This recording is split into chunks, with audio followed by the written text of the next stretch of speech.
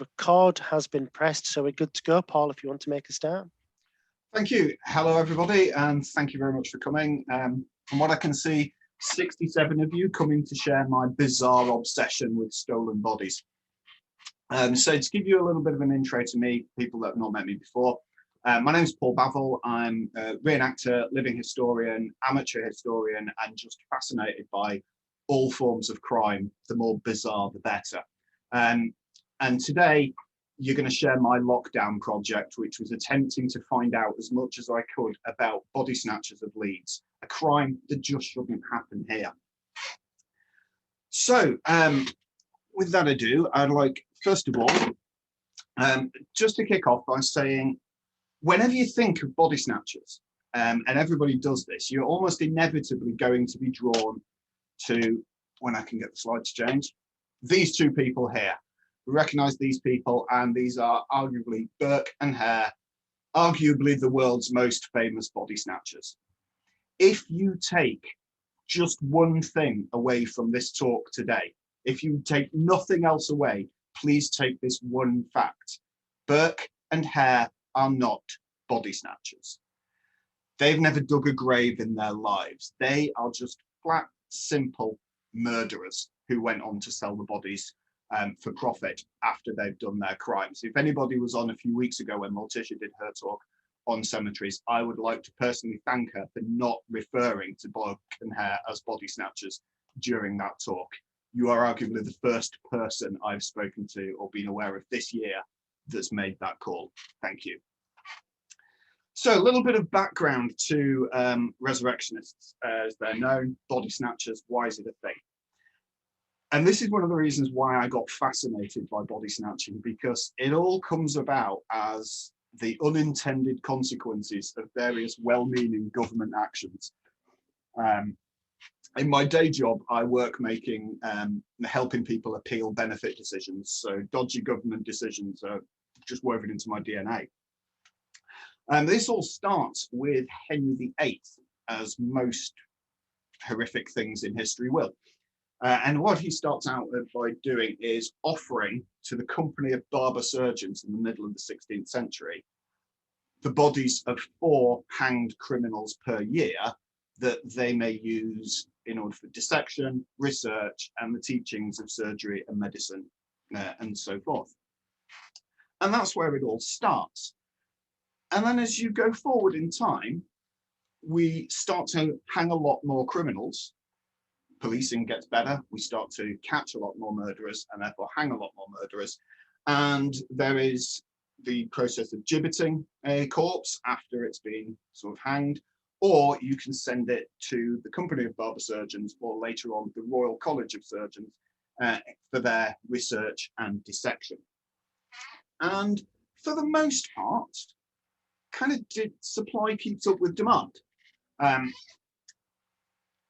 But then we start to get more well-meaning, more enlightened, more civilized people. And we get to an end of what we call the Bloody Code. Now, if you've not heard of the Bloody Code, it is very much a Georgian legal system there's about 225 hanging offences on the British statute books up until about 1810 to 1811. And it's around about that time that we start to do away with quite a lot of these, because we've got other things that we can do with our criminals, like transport them or imprison them. And so over the course of that time, we kind of shrink from the major sort of crime of 225 hanging offences all the way down to probably about 7 or 8 hanging offences, and then that later drops to 5 and later drops to 0.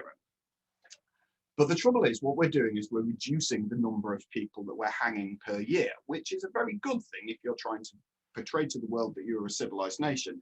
But it's a very bad thing if there happens to be a demand for criminal corpses for the advancement of science. So we go from hanging 500 people a year to hanging about 50 people a year, but that demand doesn't go away. And therefore, simple economics, supply, demand, a black market comes in to fill that gap. And that black market is eventually the resurrectionist, or the body snatcher as we know them. Now, the first body snatchers that we get actually take place in Aberdeen and they're medical students, because as part of your medical studies, you have to have dissected a body.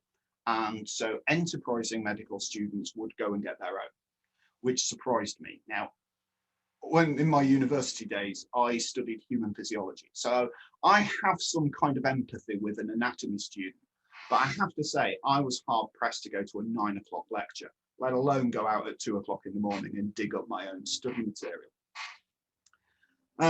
But as this demand for corpses increases, and also the students themselves don't want to ruin their reputations if they're caught, eventually they're going to need professional help. And that's where the resurrectionist, the body snatcher, comes in. Now, it's a fairly gruesome task. It's a fairly grisly thing. You've got to ask yourself, why would you do it? Well, basically, money is why you do it. So if I take a look at our slide here, if you compare a common labourer, whether that be an agricultural labourer or whether that be an industrial or construction labourer, somebody that owns their own tools, you're looking at 1811. Their normal wage is about 11 shillings a week. It's not a bad wage. Now you can run that through an inflation calculator, but I don't really reckon that inflation calculators give you an insight into just how much this is worth. So how I've come at this is that I've compared it to a construction labourer or industrial labourer in today's economy. They would be earning, for that week in wage, they would be earning national minimum wage, which at the time that I put this presentation together was £8.72 an hour. However, I do believe it changed 3 days ago. I've not caught up to speed on that yet. But on that basis, that gives our modern labourer that wage, £348.80 per week. Okay, so that's kind of economic benchmark that we've got at the moment that sets this background. Now, we do know how much body snatchers actually make. And the reason that we know how much body snatchers make is that one of them kept a diary. And this was a chap down in London called Joshua Naples. And this is a shot of 16 pages of diary that is actually kept in the Hunterian Museum, Royal College of Surgeons. And it's an account book of body snatching and is an absolute goldmine for macabre historians like myself, because it can tell you who was stolen, it can tell you where they were stolen, it tells you where they were sold, it tells you how much they were sold for, how many that they got out, from which cemeteries. It's just such a beautiful insight into body snatcher. If you take a look at this, if you can see my mouse pointer entry number 2 here, as I went to look out and met at 5 in the evening.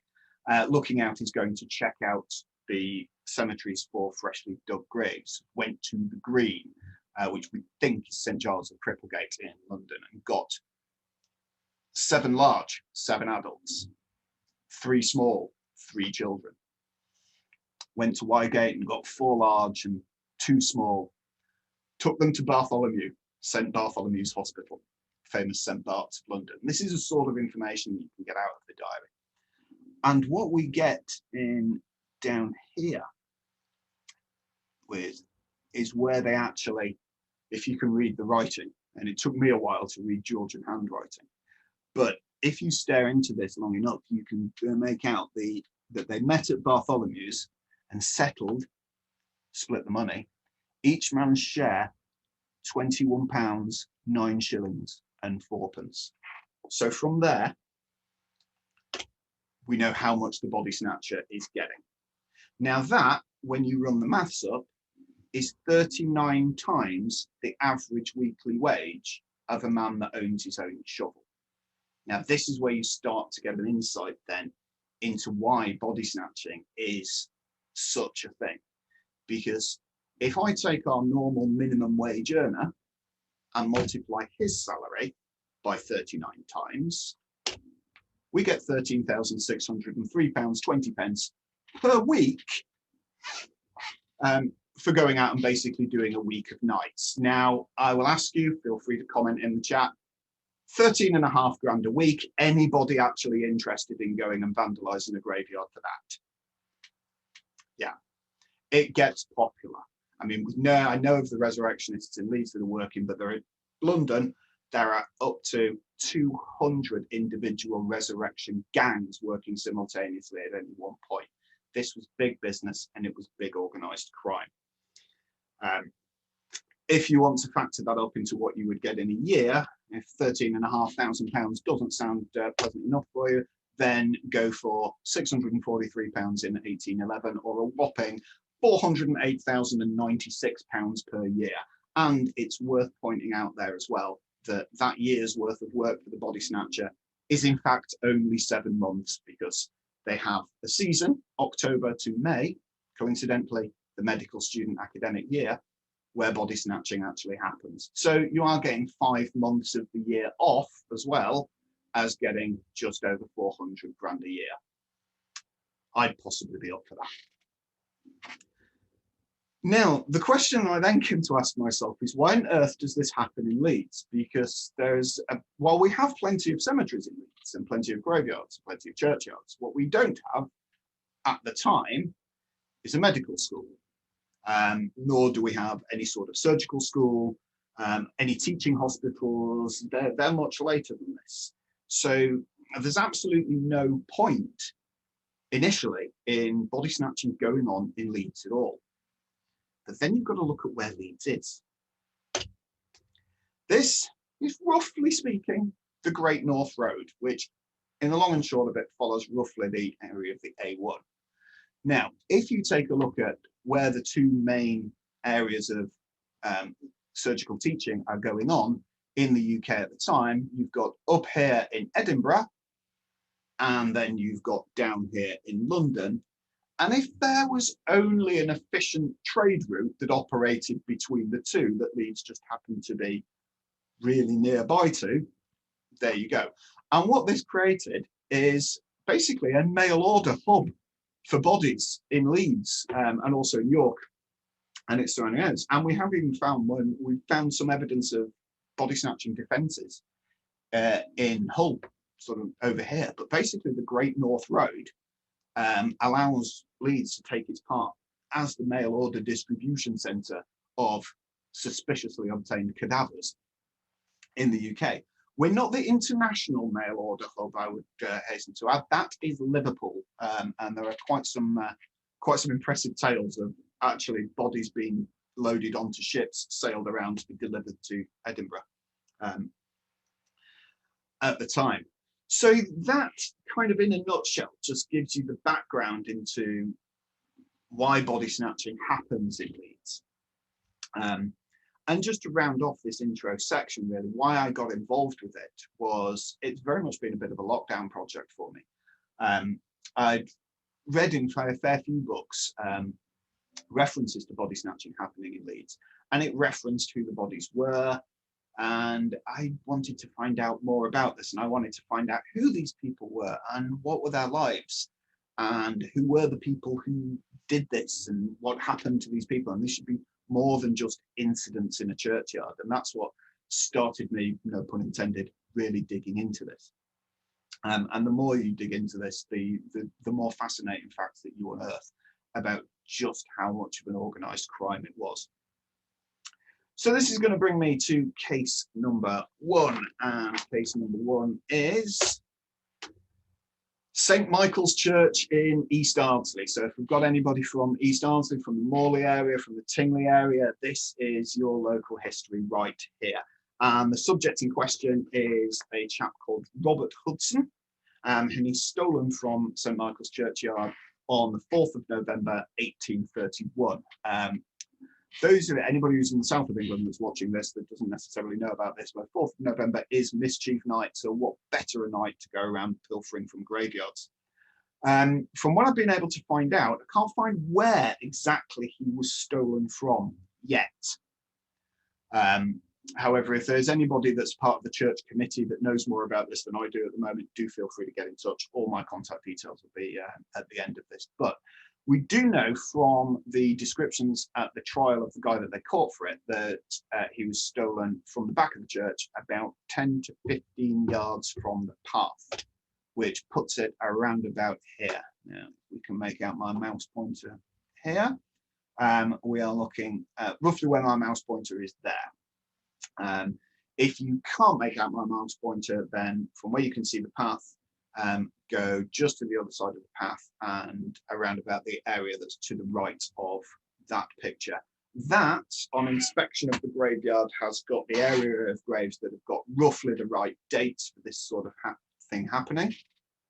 I wouldn't expect him to be marked.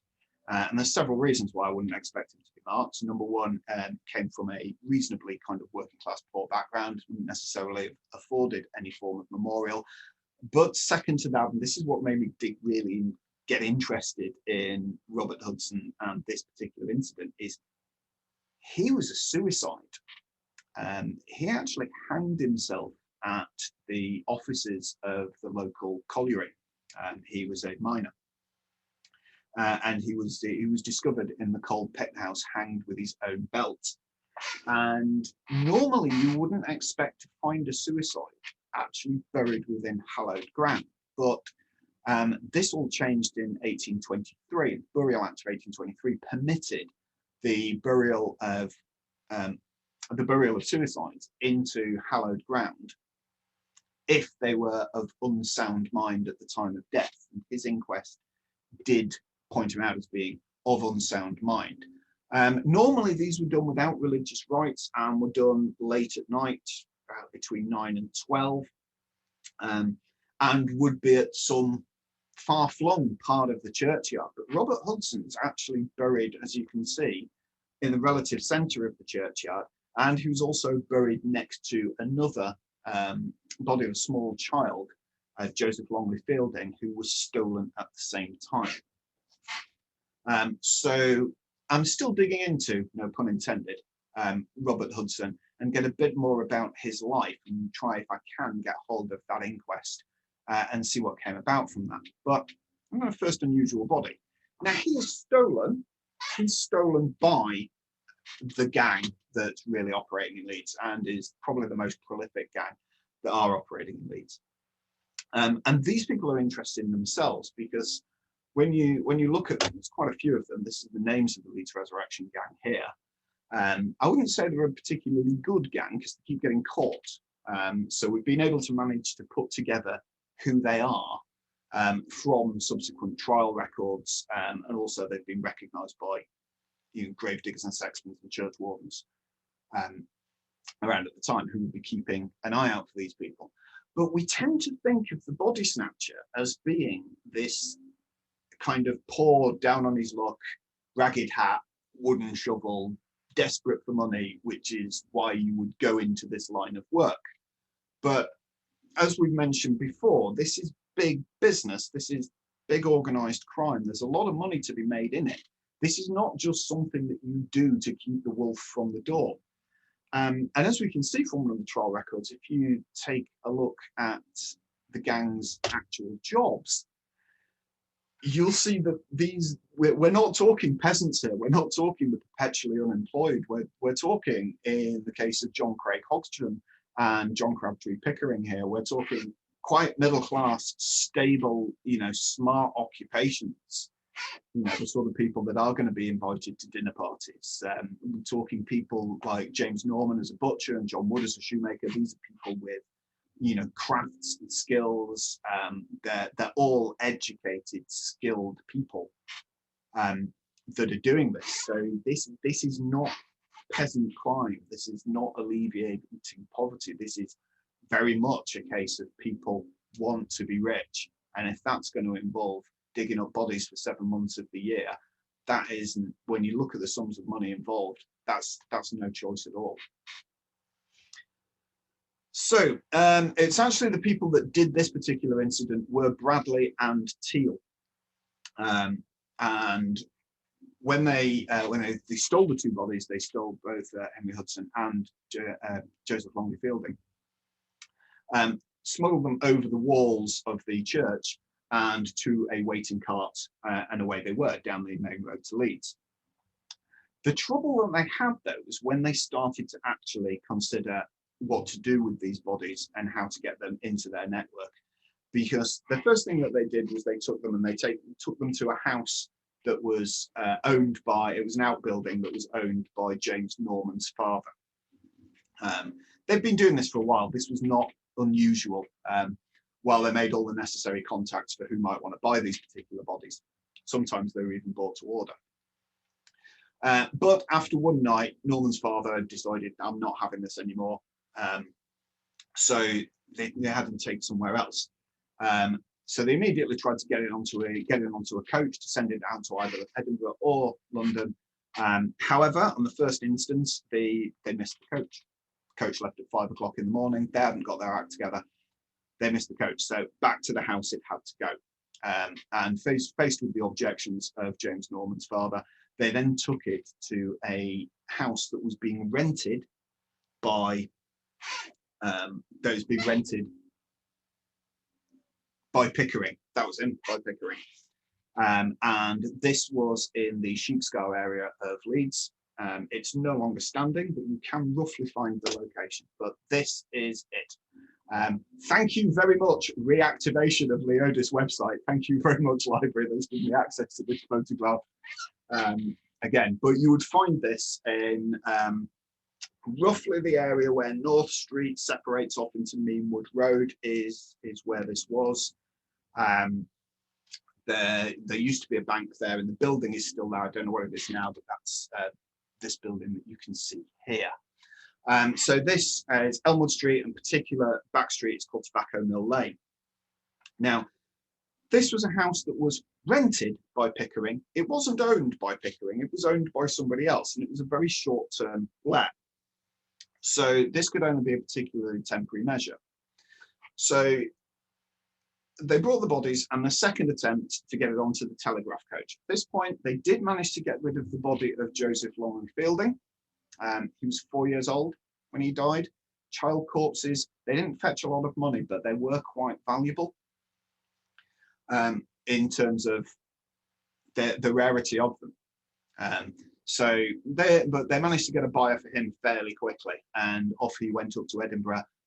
We've never found trace of him again ever since those. But getting rid of Robert Hudson proved to be almost a Herculean task. The telegraph coach driver would not take this package. It was too large. So back they went to store it back at Resurrection Cottage. It's not actually called that. That's been its nickname since the time. But they stored it, and they had to, at that point, hide it the following day in a closet in that house, because, as a bit of a surprise, 3 prospective tenants for the house came for viewing on that day. Were blissfully unaware of the fact that there was, in fact, a corpse in one of the wardrobes in the house. So, with this and Pickering's tenancy coming to an end, they needed to get the hell out of there and get rid of this body. So they made a third attempt, and they took it to the Rose and Crown Coaching Inn, which, for those of you that are local to Leeds, is now the site of the Queen's Arcade. It was a popular coaching inn for resurrectionists, along with the Bull and Mouth, which is down on Lower Briggate. At this point, though, the owner of the house was starting to get quite suspicious of them, and he gave information out that led the authorities to go and search the latest coach, at which point they found the body. They found the body, but they didn't know who the body was. So it was brought to Leeds Magistrates Court, where it was put on display. And the body was in fact advertised. Over 1,000 people came to see that body. And eventually it was identified by his brother. And it was identified as that suicide 17-year-old Robert Hudson. So, those of you that wanted to know roughly where Resurrection Cottage was, that's the best estimate that I can make. So, Tobacco Mill Lane will be over here, but as you can see, Meanwood Road, North Street. You will find the clock tower is roughly here. And okay, so I'll just look back a bit. So moving on. from there, when Pickering was arrested and was brought before the magistrates and examined, the other members of the gang were also quickly identified. Now, at that point, Henry Teal turned King's evidence, and that's where we got a lot of information about this particular incident from. Teal, in fact, gave so much evidence that the trial lasted 2 days. He pretty much ratted out everybody else. And for a solicitor's clerk, Hudson didn't really have much in the way of legal knowledge, because he tried to claim that the entire thing was Teal just having been paid off to ensure his imprisonment. He also then tried to claim that the courts had been paid off just to defame him. And while the trial may have taken 2 days to hear the evidence, the jury took a whole 2 minutes to convict him. And refer back to the notes here. Bradley, Germain, and Norman all got 3 months in Wakefield House of Correction. Pickering was released because it could not be proven that he'd actually had anything to do with the thefts in question. Wood and Pearson were not present on the night, so as part of the gang, but they were released. Teal was discharged after giving evidence, and Hodgson was sentenced to 1 year in the Wakefield House of Correction on hard labour. And he didn't stop complaining there either, because he put in an official request that he should be moved to York Castle Jail, which was closer to the areas of science and would enable his studies. That was declined. So that was case number 1. And he's actually the case that we know pretty much the least about. We know a lot about the Snatchers. We don't know a lot about the body. And like I say, if anybody's from the East Ardsley area that knows that in more detail, please do get in touch. I'd love to hear from you and make this a two-way thing. So we come now to case number 2 and St. Mary's of Whitkirk. And this is a case that not only came as a surprise to me, but actually came as a surprise to St. Mary's as well. I would like to thank them for all the enthusiasm that they've shown towards my research and the guided tours of the graveyard to find where this grave most likely was. I don't really know where this particular incident took place in the graveyard, but we do know who it was. Now, it was a 5-year-old girl called Hannah Heason. I don't know what she died of. I know she was stolen on New Year's Eve, 1828. And I know that there must have been a problem with body snatching in St. Mary's because her father, Ralph Heason, actually gave instructions to the sexton for it to be buried in a particular way. And this is that once the grave has been dug and the body has been laid to rest in that, what he wanted was layers of soil with layers of straw, and another layer of soil and another layer of straw. And this is very much a poor man's defense against the resurrectionist. Because if you're using a wooden shovel, which you would be, that layer of straw is really, really difficult to dig through. I've tried. Also, it's almost impossible to hide that you were ever there if you dug up straw. You know, there is going to be elements of that straw that are visible where you filled that grave back in. It's going to be obvious that something has gone on there, and therefore you don't have that much of a window of opportunity to sell that body on. People are going to be on the lookout for it. So the fact that people are taking defense against this does tell me that St. Mary's of Whitkirk has a body snatcher problem. Now, the body snatcher in question, sorry, this is Hannah Heason's burial record here, as you can see that, just up at the top, aged 5 years old. The body snatcher in question was a chap called Thomas Brown, and he was a first-time body snatcher. He's mentioned this description that we get from the Leeds Intelligencer here. It's resided at formerly of Seacroft, and it's this phrase that I particularly like about him, so I've taken point to underline it. The Intelligencer describes him as a brickmaker by trade, but he's never known to work, and who formerly resided at Seacroft. And I just love that phrase. It was almost like the opinion of the journalists in there at the time. And I mentioned that he was a first-time body snatcher because he was an absolutely appalling body snatcher. Reports are that he was disturbed at least 3 times whilst doing this. And it comes down at the bottom here, which says there was a window open looking into the churchyard. And this has helped me to some degree try to work out where we're talking about in the actual churchyard itself. So get into the churchyard. Here we are. So this is the churchyard. Now these, as you can see along the back here, and this dwelling at the side, are pretty much the only buildings at the time that could have open windows and could see into the churchyard. Pretty much everything else around there is either blocked from view or wouldn't have been built at the time.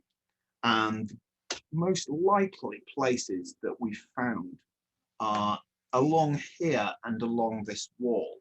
It's easy to get over that wall, and it's nearby to the main roads. Also, this top end of the graveyard here is the area with the correct dates for a burial of around 1828. And thanks very much to the church warden of St. Mary's, who I approached on Heritage Open Day last year and said, I'm very interested in somebody who used to be in your graveyard. And they had absolutely no idea that this had even gone on. But they directed me to, apparently it's common practice among sextons, gravediggers, that children, unless they're going into a family plot, which in this case weren't, children would normally be towards the edge of the graveyard in the area of the correct date, because they take up space, and apparently it's they take up less space, so topographically it's logical to place them towards the edge of the graveyard. So on the basis of this, I feel that Hannah was somewhere in here.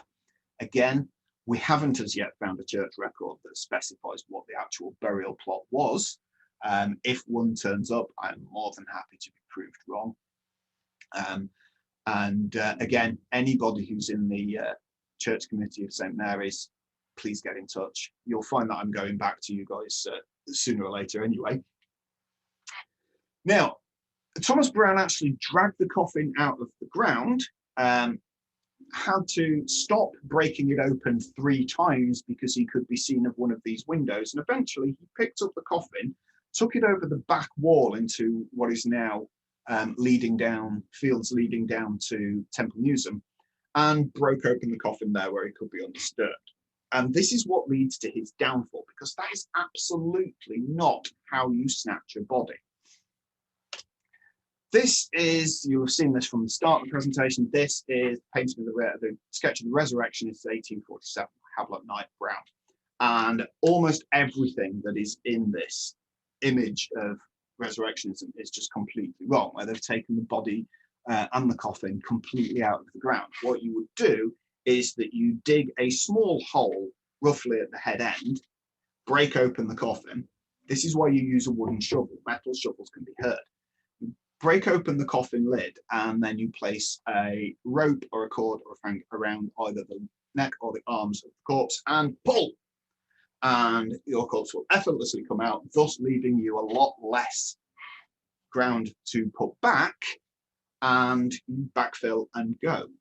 And the whole object of that is to basically not leave any evidence that you were there in the first place, because once you've solved that body, you could come back for another. There are a good 250 people at least in St. Mary's Churchyard, so it is a profitable centre. As we've mentioned, the fact that people are taking defences against body snatching suggests that that is a profitable graveyard for a resurrectionist. Now, because he makes such a mess of this graveyard, then he's actually handed over to the authorities by another body snatcher, a chap called William Yeardley, as mentioned here. Now, he was actually going to fence the body for Thomas Brown, but seeing the state that they got the graveyard into, he did fence the body, he got the money and he got his share for it, and then he gave the information to Hannah's father as to who had done this and when, and roughly where they could be found. You can see there that they'd sold the body for £2.07. So it's actually half the normal going rate for a body of that age. Particularly because she'd not even spent 24 hours in the ground. You know, this was a particularly fresh and therefore valuable corpse. Not only did he hand all the information as to where Thomas Brown could be found, but of course William Eardley also claimed the £10 reward for information leading to the arrest and conviction.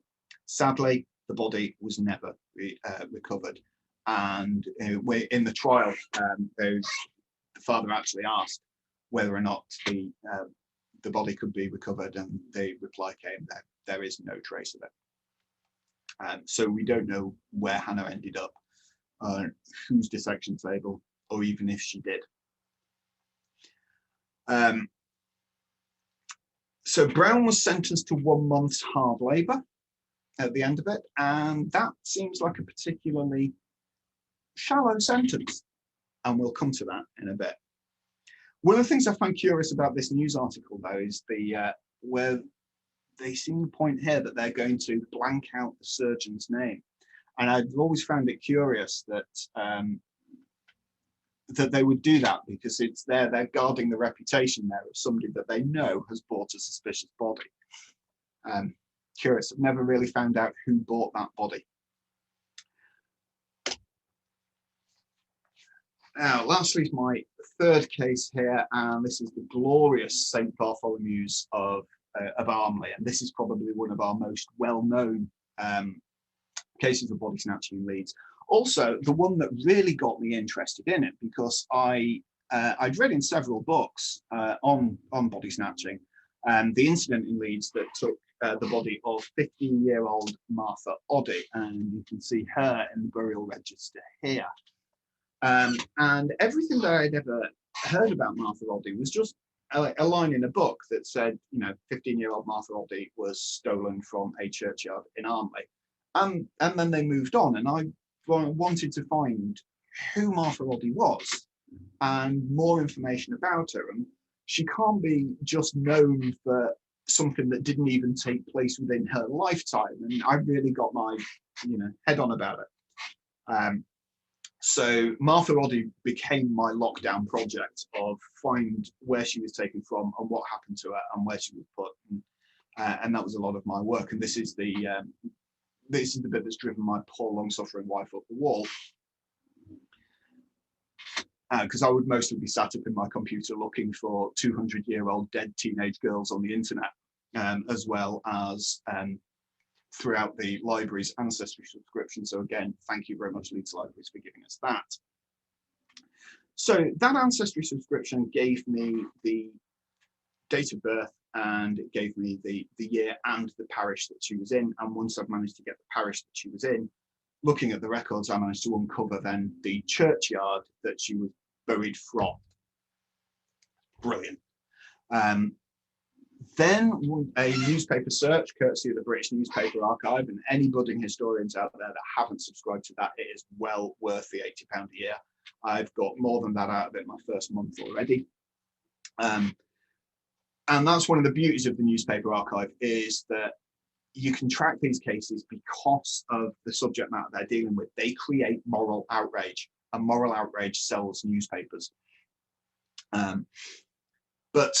So I found the parish, I found the churchyard, and in newspaper searches, I managed to find what she did for a living as well. She was a clothier, but I didn't know what sort of clothing and what she did with it.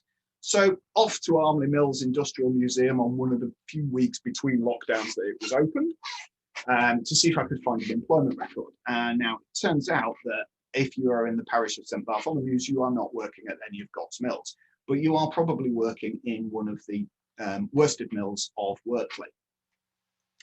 So I couldn't get closer to her job there, but what they did tell me at Armley Mills Museum was that given the age and given the style and the background and where she was, we're 90% certain that the job she would have been doing would have been a piecer. And what a piecer does is when the machine is coming out and pulling out these threads here, these threads break, as you can see broken threads here. And the job of the piecer is to basically get in those workings and just rejoin those threads back together as quickly as humanly possible. So I'd got then roughly what she did for a living. Still didn't know where.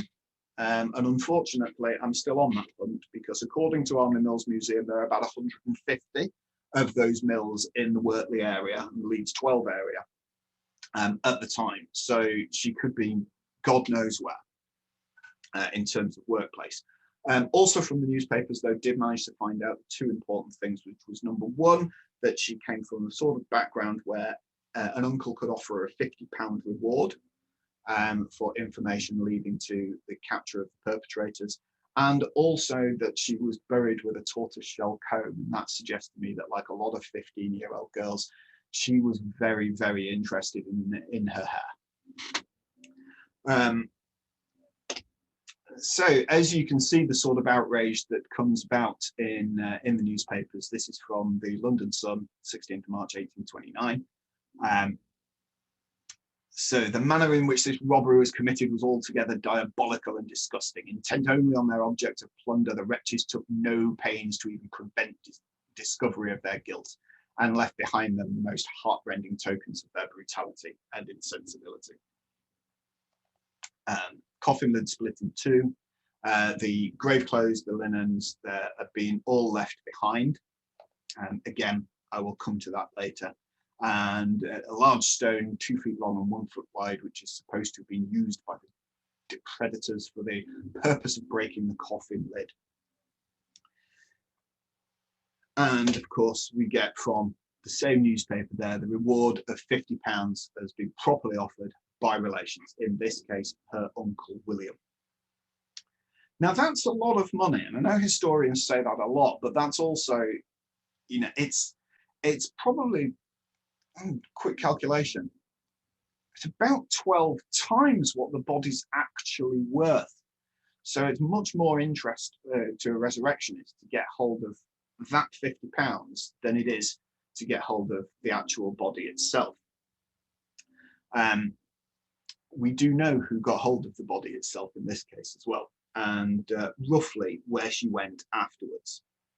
Now, there are some newspaper reports that conflict here. We get that the two places that the body could have gone beforehand, which is that it is taken to Crossroads, which it's never really specified where Crossroads is.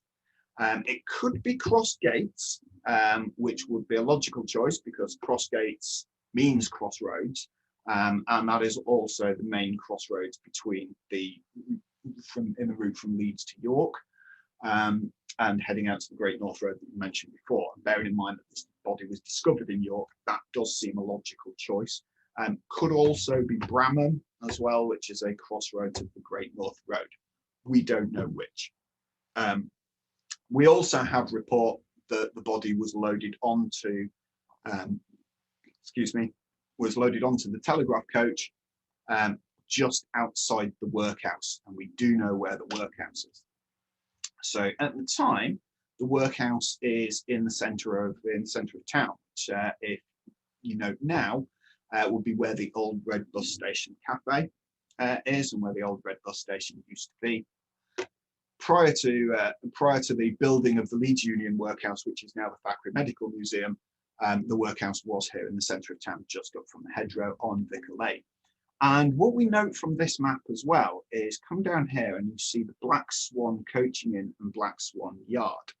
Now, that would be the perfect place to be placing a package onto a coach that is near the workhouse. And Martha's body was also discovered at the Black Swan Coaching Inn in York. Now, I can't prove yet that would be where that she started this journey, but, you know, again, going Black Swan to Black Swan signifies a coaching company, a regular route. Again, I've got to look into that further. So we know roughly where the body started its journey. We also know where it went. We also know who bought it. And this, for anybody, if we've got any proud Leeds historians, members of the library, members of the Civic Trust, members of the Thoresby Society, or members of the Thackeray Medical Museum, I'm offering you a big advance apology, because who bought Martha's body? This chap here. And this chap is Robert Baker. And I'm not pretending or exaggerating when I say this chap is a hero of Leeds medicine. He is our equivalent to Jon Snow. He brings about such a revolution in factory sanitation, in the living conditions of the poor amongst Leeds. He's very instrumental in all of our public health reviews. He's a hero of Leeds City Council. These blue plaques, yeah, I'm sorry. He bought the body of a 15-year-old girl as a newly qualified surgeon for about £4 and 4 shillings as well. God bless her. I hate to, besmirch a good reputation, but yeah, I don't know if Thackeray Medical Museum might want to take a few of his pictures down. I wouldn't think so, because let's be fair, body snatching is just as an important part of medical research and medical development and science as the discovery of dodgy water pumps in London, getting rid of cholera. If anybody out there in the audience has had stomach surgery, then that's thanks to a body snatcher providing the corpse that taught that doctor and so forth. It wouldn't have happened without this. So I'm not going to get too bent out of shape about Robert Baker buying a body. However, he is said at the trial, he does give evidence at the trial, and he suggests that he bought the body in order to return the body to his loved ones. Now, this is where I want to call him out a little bit here, because first of all, at the time he bought the body, it was about 5 o'clock in the morning from 2 guys that turned up in a cart near his house, and he gave them £4 for a body in a sack. At this point, he didn't know who'd been dug up. Even they didn't know who'd been dug up. So buying it to return it to its loved ones, I have questions.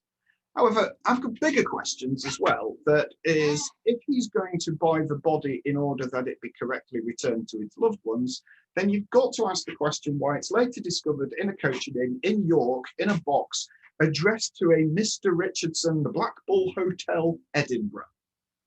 It doesn't really seem to me like he's going to complete this journey. I think he's merely just saving his reputation. There we go. But the body was discovered in that coaching inn. I don't actually know who claimed the £50 reward, but we do know that she was brought back to her original grave and reinterred on the 23rd of March, 1826.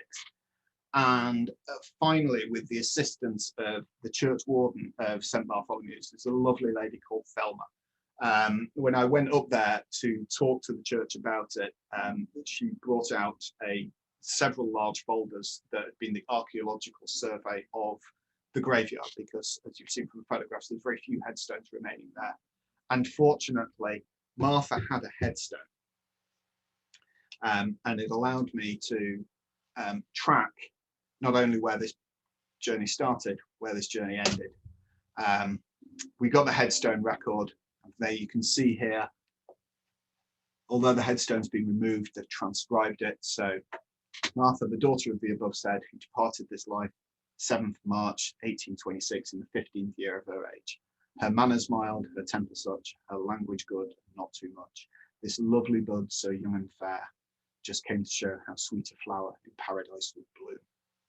I have to say, I found it quite sad to read that, knowing what had happened to her after she died. But what it did give me as well is the grave reference. From the grave reference, I've been able to get to the location, and the location is, roughly speaking, here. I'm going to go back at some point and put some form of memorial if the church will let me. Or if the Civic Trust wants to do a blue pack to her, that's the best guess of where she is. In short of actually digging her up again, which I'm not going to do, that is the best that we can find. And it's one of the things about going and actually walking these churchyards from the view of a resurrectionist is that you start to get an idea of what that theft looked like. And if you were to just turn behind you, you can see how close you are to the main road there. Also note that I'm getting photobombed by my dog here, so everybody say hello to Alfie.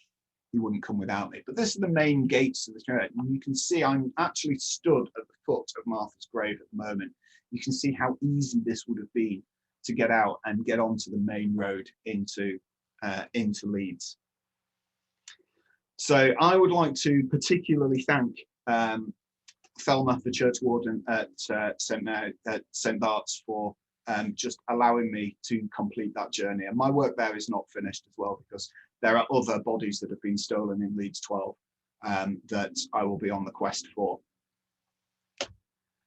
Now, honourable mention for our host, honourable mention to Holy Trinity in Rothwell. I haven't actually got a case, an individual case of body snatching that I can find that's actually has occurred at Holy Trinity in Rothwell.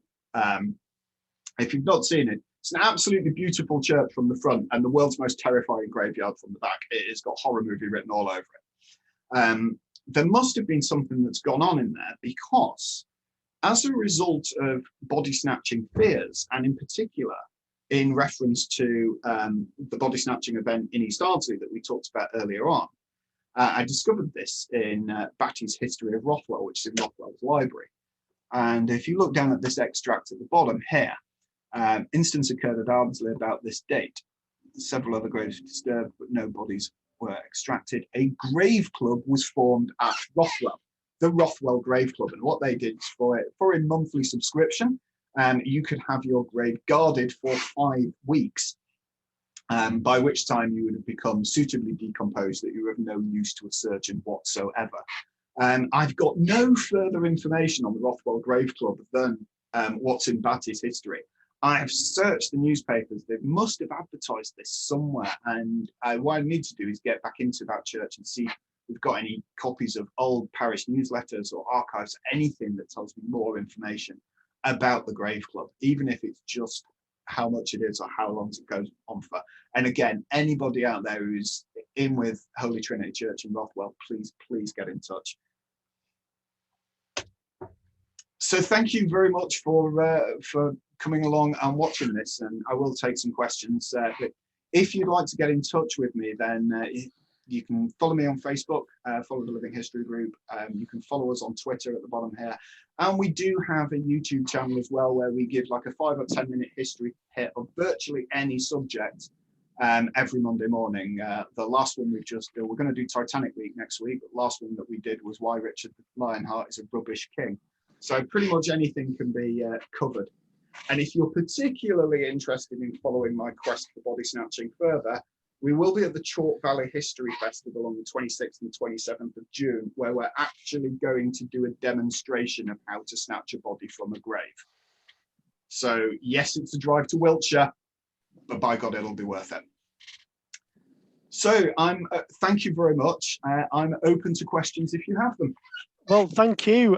Thank you very much for that talk, Paul. It was fascinating with a lot of very intriguing detail. I mean, even just the thing you were saying at the beginning about the sheer amount of money a body snatcher could make, that alone was astounding, really, not to mention everything else that you covered.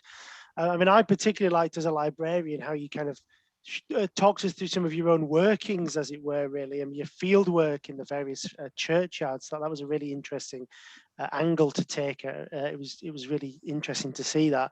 And speaking of your research, before we move on to the questions in the chat, I've just got one to start you with. You mentioned a few books that you'd read on the subject which sparked your interest. I was wondering if you could Yes. maybe just give us some of the titles of those books, if possible. So, if you're starting out, arguably the best book you can possibly get, Bodysnatchers by Suzie Lennox. Okay, I'm sure she'll thank me for the plug. This is almost falling apart. I've read it that much because, as well as Suzie being an excellent historian, her background is in archives. And so what she does at the back is those indexes here, so you can find like who, if you're looking at a place, if you're looking at a body snatcher, if you're looking at a body, then you can get to the section of the book very quickly that covers that, and it's just so beautifully easy to read. And she does give a little guide as well into not just the bibliography, but also, if I hold this up to the camera, sort of what her own sources are and where she's found. And she's done what I've done, but she's done it all across the country. And so that is that would be my go-to recommendation. The other one is, if you really want to get into, I mean, you're almost reading a PhD thesis here, but if you want to get into the absolute detail of it, then this one here, which is Dissection and the Destitute, by Ruth Richardson. And between those two, that is they're really the go-to people for the resurrectionist. If you're looking at medical research, I couldn't recommend Lindsay Fitz-Harris enough. She's a medical historian. She's done a wonderful book on Joseph Lister and the discovery of antiseptics. He got a lot of his test subjects from nefarious means. That's brilliant. Thank you. I just had a quick look to see if we had those books in on the library catalogue, and we've certainly got the first one that you mentioned. So I'm just going to put the link to that in the chat. So if anyone is interested in getting hold of a copy of that, just click on that link, and that will take you to the library catalogue entry. So I'll just see if we've got any other questions. We've got quite a few people just saying thank you. It was a really interesting talk. You're welcome. But then in terms of actual questions, a couple of people at the beginning saying that they were interested in applying for a position as a body snatcher based on the amount of money that you could make from doing it. But then a couple of actual questions. So Linda asked quite early on, has it always been illegal to take bodies? She says, I'm thinking that the Church of England teaches that the spirit lives on and that the body will decay, etc. I'm glad you asked that, because looking at my notes is the one bit of the talk I missed out. It's not technically illegal, and this is why we get such low sentences for people who are convicted of this, because it's an underpinning point of slavery legislation. You can't own a body. And if a body can't be owned, then you cannot permanently deprive an owner of an asset, and therefore it can't be stolen. And so what you're left with is, instead of body snatching being a crime, or the theft of the body being a crime, you're left with the misdemeanor of grave desecration. Now that is a crime, but it's a crime that carries quite a light sentence. The 1 month that we see for Thomas Brown, the year that we got for Hudson was because he was responsible for that many grave desecrations that they racked them all up. But you see that they take great care to not be convicted of theft, and this is why all of Martha Roddy's possessions are left behind: grave clothes, the tortoiseshell comb, because under the bloody code, if you're body snatching at a time when that's live, if you steal a body, you're fine. If you steal grave goods to the effect of more than 5 shillings, they'll hang you. Or in later years, and we do have one that was down in Norfolk who stole the grave clothes. He was transported to Van Diemen's Land for 7 years. And that was the difference between theft and grave desecration. So it's technically never as illegal as you think. Well, thank you. That's interesting. It's good to know. We've had a question about Henry Teal. Do you know whether he was related to the famous Teals of Leeds, who were surgeons at the LGI in the 1800s-ish? I don't know. Suzie Lennox is your girl to talk to about the actual snatchers. My area of expertise was pretty much what they refer to as the things, and that's the bodies. So in terms of Teal, I don't know. He's one of those. It's one of those people that there's probably a link there somewhere, but you would expect that somebody who is certainly directly in with that surgical family wouldn't be a gentleman's valet. However, don't entirely rule it out that it's not some different branch of the family. So yeah, at this stage, I don't have much more on them. They are part of my next project. I've got one more body to research, and then I'm going to go and look into the gang and whatever I can find on them. Yeah. I mean, I think actually, in a way, that's something that we in the library may have bits and pieces on on some of the people in the gangs. We do have a really comprehensive index of sort of bibliographical material about people relating to Leeds and its past. So it's worth emailing us and asking, and we might be able to have a look and see what we've got on various people who were mentioned in the talk today. Next question. Clive has asked if the diary of the grave robber that you showed at that was from the Hunterian, is that right? Whether that's Hunterian, whether that's available online. You can access it electronically through basically it's through application to the Hunterian Museum. They do keep it very close to their chest. They've released a kind of few images of it that are within public domain, and so we don't have many. But if you apply to the Hunterian Museum, the Royal College of Surgeons Museum, about the diary of the body snatcher, take it with that. I haven't read the whole thing. The better thing that you can do is there is a book. If you get on and Google diary of a body snatcher, there is a book that the Gutenberg Project has put in the public domain, which is the story of the diary and its discovery. I think it's by a chap called Joseph Blake, if memory serves me correctly. I don't pay much attention to the author. But one of the things it does have in it is a transcript of the diary, which makes it an awful lot easier to read than trying to read the handwriting. I have been back and read the handwriting because I wanted to make sure that the two matched up. But yeah, if you wanted to have a look at what's in the diary, then go to that. And I've used that to plot all the churchyards that I could find in London where they're operating. So again, that's a parks project for me later on down the line. But they certainly can't see the diary in physical form anymore. They won't let you anywhere near it. It's that old and that fragile. But they have scanned it, and you can get electronic archive copy. Excellent. That sounds like a good recommendation for that book that you mentioned, that Joseph Blake. Is that right? I think so. I think so.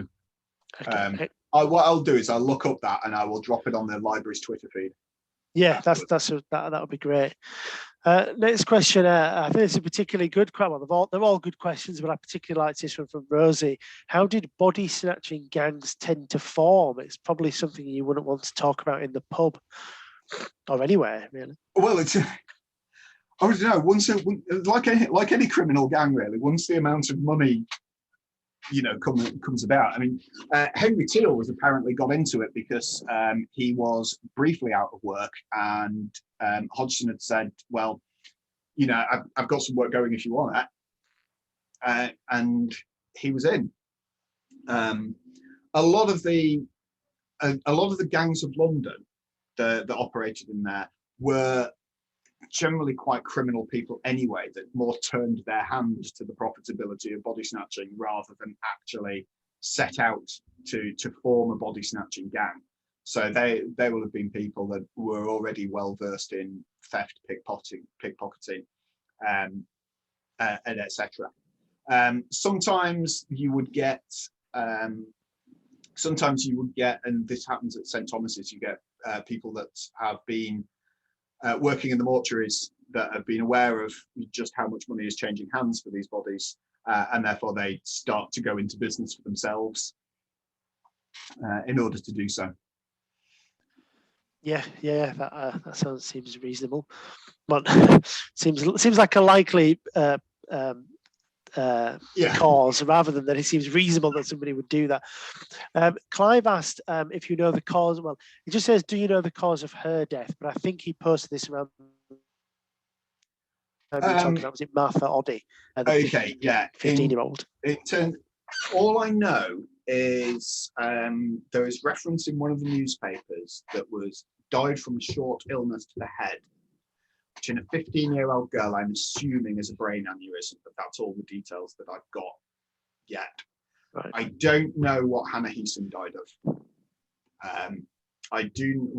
We obviously know, I don't know what Joseph Longley Fielding died of either. Do know Robert Hudson's cause of death, the suicide, and Thomas Rothery, who's the next one I'm looking into, fell into a boiling vat of dye. I don't know too much about him, but I'm going to look into that. But he's the remaining body that I need to research, because I can't for the life of me understand why a surgeon would want to buy that body. No, and therefore why a resurrectionist would go about stealing it. Because if you get down to the body and you find that it's unsuitable for sale, they leave it there. You see this in the diary where you get this little telling phrase called "thing bad," and that is basically that the corpse is too far gone to be of use to a surgeon, and probably smells awful, and then they put that back in there. And yeah, so I'm gonna search those, and there'll be others as well, because what I find, the more I've gone on in this, the more I realise that I'm only tracking bad body snatchers here. I'm tracking people that got caught. A good body snatcher gives you absolutely no trace at all that they were ever there. And I'm wondering just how many empty graves Leeds has got. And in fact, I don't know if anybody watched the Britain's Biggest Dig with Alice Roberts, but they were uncovering, or they're excavating St James's Churchyard in London because it's a site of HS2. So what they've had to do is they've had to take all the bodies out and go and rebury them at Brookwood Cemetery in Surrey. And they're finding an awful lot of empty coffins from good body snatchers that never got caught. Yeah, of course, yes. John has asked, was there a trend of burying bodies deeper at any point to prevent body snatching? Yes and no. The idea of 6 feet under comes later. But that said, we have got evidence of people talking about 12-foot graves in order to deter from body snatching. It is a defense.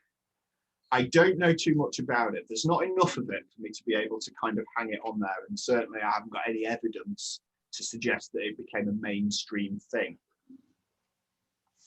to defend against body snatching. Because basically once you get past 1832, body snatching stops being a thing anyway. Because the Anatomy Act means that you can use the unclaimed bodies from the workhouse for dissection. So the market for cadavers just gone at that point. And yeah, while it does happen for other reasons a little later on down the line, certainly the golden age of body snatching ends in 1832. Before the standard grave size that we see in Victorian cemeteries comes into play. Well, thank you. That kind of ties into the next question, actually, which was somebody asked, well, when was the law changed to prevent body snatching? But that's sort of what you were just touching on, I presume. Yeah. There's actually quite a kind of telling detail in this as well. The Anatomy Act actually passed in 1832, so that is pretty much the death knell of body snatching. However, the debate about it starts in about 1828. Now, 2 things happen in 1828 that could that can create a sort of outrage that might get Parliament to do something about it. Number 1 is the Birken hair murders. It always comes back to Birken hair and the London Birken gangs. These, as I mentioned, people who are murdering people and then selling the bodies, which will cause a lot of fear in the public. However, it's causing a lot of fear in a large amount of public that don't really have the vote. So I'm wondering just how needing to act Parliament felt that it had to do. When, to allay the fears of people who can't vote you out of office, you're not going to be that high up a politician's priority list. However, the other thing that happens in 1828 as well is it's the first time that a surgeon is actually fined for obtaining an illegally obtained body. Now, surgeons will have the vote. They're definitely property-owning gentlemen over the age of 30. And they will have the sort of connections. And they, I think, when I think the surgeons start paying the price for the body snatching trade, that is when I think they would go en masse to government and go, "We'll come up with an alternative then if you don't want us doing this." And the alternative is the unclaimed dead of the workhouse. Yeah. Fantastic. Thank you again. I think that's kind of it for questions, really. John has just mentioned that he thought he's read about St Oswald's Church in Methley being mentioned in connection to body snatching at some point. And let me write that down. I've not come across that yet, but again, these people hide their actions. So Yeah, quite. I may even as well get further. I mean, a lot of this research that I've done has basically been my lockdown project while I've had to work from home and everywhere's been shut. It gave me, because all the archives and everything got opened up online, I've been able to dive into a lot of things that I would have had to have gone driving around with. So in many cases, this was opened up a lot of doors. But St Oswald's Church in Methley, I will go and pay them a visit. Thank you. Yep, fantastic. And that is it for questions. We've got a lot of people just saying thank you, how fascinating the talk was, a real eye opener, excellent, darkly humorous, etc., etc. Superb talk. So as it was brilliant. So thank you again. You're welcome. So if we have no more questions, we'll bring things to a close. I will end the recording now.